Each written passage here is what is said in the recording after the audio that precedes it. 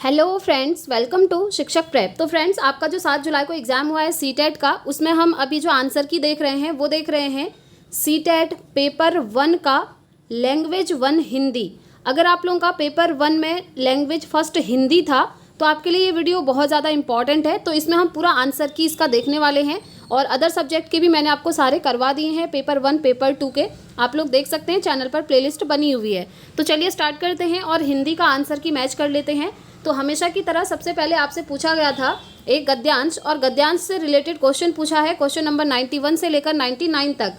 तो ये जो आपका गद्यांश पूछा था फ्रेंड्स, ये ज़्यादा टफ नहीं था, अच्छा खासा गद्यांश पूछा गया है इसमें। ये अध्यात्म भी मन का राजा होने का मार्ग खोलता है, इस तरीके से। तो अभी हम इतना पूरा गद्यांश नहीं पढ़ेंगे, अभी हम सिर्फ क्वेश्चन देखेंगे और उसके आंसर टिक करते हुए चले जाएंगे ताकि आपको अपना स्कोर पता चल सके। तो सबसे पहला क्वेश्चन जो आपसे पूछा हुआ है, राजा का अनिवार्य गुण नहीं है, कौन सा नहीं है पूछा है, तो इसका राइट आंसर हो जाएगा धर्मभीरू होना। नेक्स्ट क्वेश्चन है, अपने मन का राजा होने से तात्पर्य है, अपने मन का राजा होने से तात्पर्य है मन को नियंत्रित करना, और ये क्वेश्चन आपको गद्यांश में से ही चूज करने थे। नेक्स्ट क्वेश्चन है, राजा के किन गुणों की चर्चा गद्यांश में की गई है, तो राजा के जो गुण हैं वो हैं शुद्ध विचार और अच्छे कर्म। नेक्स्ट क्वेश्चन है, अध्यात्म शब्द में डैश प्रत्यय का प्रयोग किया जा सकता है, अध्यात्म में कौन सा प्रत्यय है ये पूछा है, तो अध्यात्म में आपका इक प्रत्यय है, ठीक है, अध्यात्म। चलिए आगे बढ़ते हैं नेक्स्ट क्वेश्चन की तरफ। क्वेश्चन नंबर 95 पूछा है, राजा बनने के लिए डैश की राह पर अग्रसर होना होगा। तो देखिए, राजा बनने के लिए अध्यात्म, ठीक है, क्योंकि अध्यात्म से रिलेटेड ही आपका पूरा जो पैसेज है वो है। नेक्स्ट क्वेश्चन जो आपसे पूछा है, आध्यात्मिक होने का अर्थ है, आध्यात्मिक होने का अर्थ क्या है, वो है विचारों की सुंदरता, तो फर्स्ट ऑप्शन इसका राइट है। नेक्स्ट क्वेश्चन, गद्यांश के अनुसार मनुष्य जीवन में डैश का बहुत महत्व है, किस चीज़ का महत्व है, लक्ष्य का बहुत महत्व है, ठीक है, तो थर्ड ऑप्शन इसका राइट है। आगे बढ़ते हैं नेक्स्ट क्वेश्चन, एक राजा को डैश और डैश से नहीं डरना चाहिए, एक राजा को किस चीज़ से नहीं डरना चाहिए, तो इसका राइट आंसर था अन्याय और अधर्म से। नेक्स्ट क्वेश्चन, विशेषण विशेष का उदाहरण नहीं है, कौन सा नहीं है पूछा है, तो इसका राइट आंसर होगा लक्ष्य निर्माण, ठीक है, फर्स्ट ऑप्शन राइट हो जाएगा। तो इस तरीके से गद्यांश के जो क्वेश्चन पूछे थे उसकी आंसर मैंने आपको बता दिए। अब आगे बढ़ते हैं, और ये जो आपसे कविता पूछी थी जिसे हम पद्यांश या काव्यांश के नाम से भी जानते हैं, तो इससे रिलेटेड क्वेश्चन 100 से लेकर 105 तक हैं, और ये कविता कुछ इस तरीके से है, आप देख सकते हैं यहाँ पर गांधी, तिलक, सुभाष, जवाहर का प्यारा यह देश है, इस तरीके से। तो चलिए इसके क्वेश्चन आंसर देख लेते हैं। पहला क्वेश्चन इससे पूछा है, हिमालय का संधि विच्छेद क्या है, बहुत इजी क्वेश्चन है और आप लोगों को आता भी है, हिम धन आलय। देखिए फ्रेंड्स, हो सकता है एक दो क्वेश्चन ऊपर नीचे हो जाएं, और अगर आपको लगता है कोई क्वेश्चन सही नहीं हो रहा है तो आप कमेंट करके बता सकते हैं, और ये सारे PDF मैंने टेलीग्राम पर शेयर कर दिए हैं, आप लोग टेलीग्राम को ज़रूर ज्वाइन कर लीजिएगा फ्रेंड्स, क्योंकि इंपॉर्टेंट चीज़ें आपको वहीं पर मिलेंगी। और सीटेट की नेक्स्ट सीटेट की प्रिपरेशन भी हम बहुत जल्द अब स्टार्ट कर देंगे, जैसे कि ये वाले सीटेट की हमने करी थी, ठीक है। चलिए नेक्स्ट क्वेश्चन है, कविता में किन महापुरुष का उल्लेख किया गया है, तो देखिए कविता में उल्लेख है आपका महात्मा गांधी का, इनमें से आपको चूज करना है, ठीक है। नेक्स्ट है, वीर का बहुवचन रूप है, वीर का बहुवचन रूप है आपका वीरों। नेक्स्ट है, भारत देश की क्या विशेषता है, भारत देश की विशेषता है दक्षिण में हिंद महासागर है, ठीक है, बहुत ईजी ये आपसे पोयम पूछी हुई थी फ्रेंड्स इस बार। नेक्स्ट है, कविता में किन वीरों के यशगान की बात की गई है, तो कविता में जिन्होंने देश की स्वतंत्रता के लिए जीवन दिया उनकी बात की गई है, तो थर्ड ऑप्शन राइट होगा। नेक्स्ट क्वेश्चन है, कविता में किस संदेश की बात की गई है, तो कविता में जियो और जीने दो की बात करी गई है, ठीक है, फर्स्ट ऑप्शन राइट है।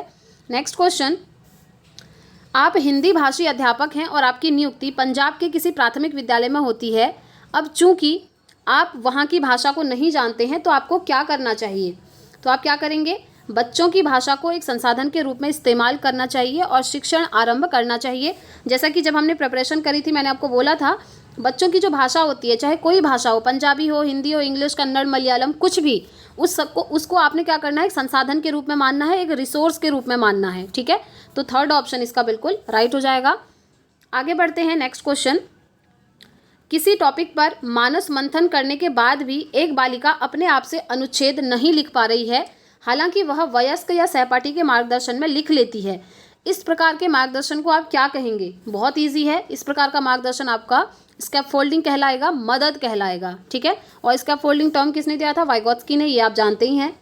नेक्स्ट है भाषा अर्जन केवल तभी घटित होता है जब, ये भी मैंने आपको करवाया था कि बच्चे को एनवायरनमेंट मिलना चाहिए, वैसा परिवेश मिलना चाहिए।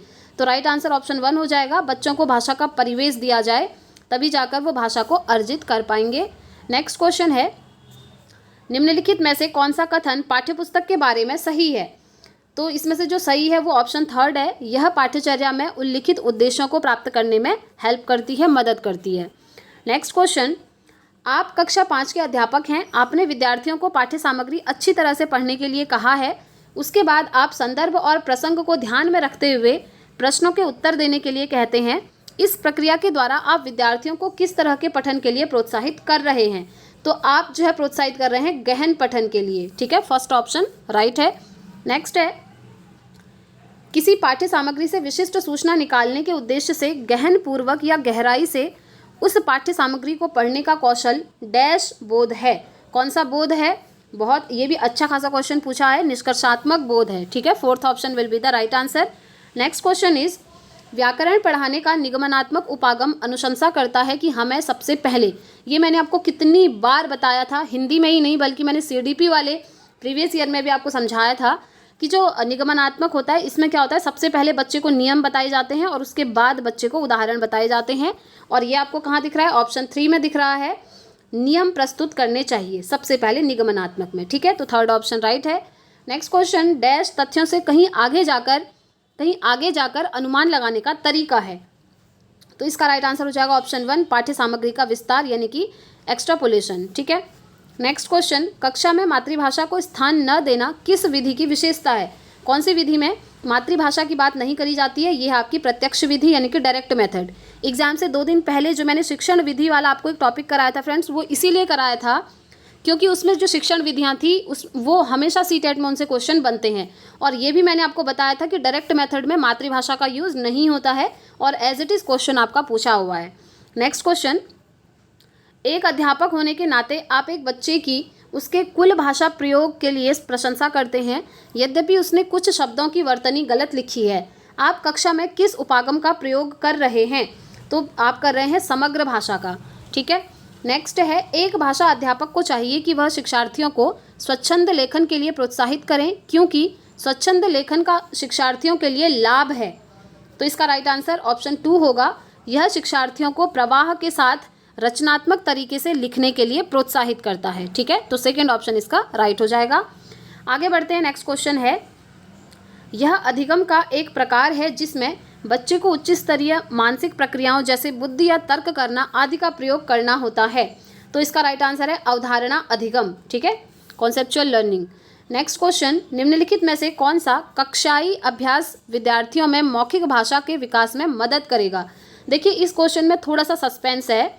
इसका जो राइट ऑप्शन है वो 4 भी हो सकता है और 2 भी हो सकता है।